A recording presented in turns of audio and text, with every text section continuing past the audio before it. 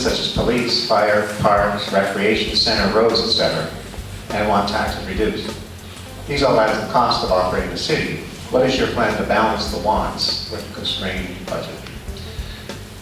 So I think it's pretty obvious that we're not going to reduce taxes unless we're going to reduce services. And even though there was an emphasis poll that said that more people would rather have their services reduced than their taxes increased, it was very, very close. I think what we're hearing now is that the public has had a saturation point of taxation, and they're no longer going to accept the tax and spend philosophy that we've done, where we say, well, we'll give everything to everybody, and we're just going to simply give you the bill at the end of the day. And that's why the taxes have been going up.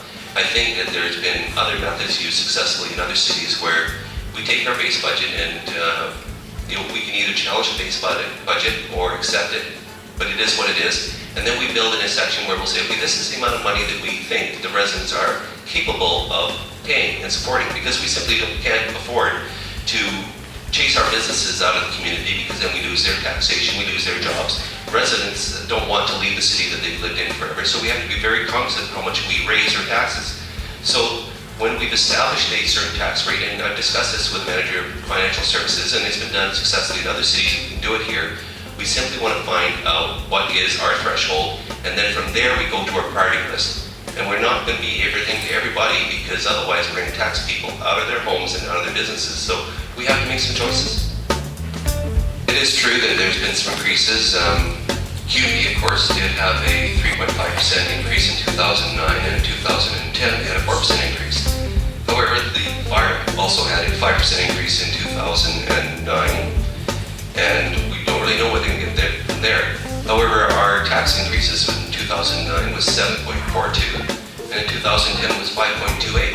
So, I mean, we do have a very high labor contingent in the city, but I think it's unfair to say that they're the sole reason that our taxes are going up. I think that we have good workers and we pay them fairly.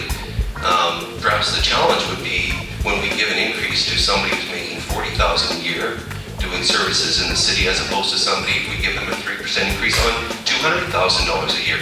And council can make a decision on whether or not we really want to do it on a percentage basis or on strictly an amount. But it definitely is different between the two. When you use a percentage to say that somebody who is making an increase on $40,000 is the same as our highest paid staff is not true.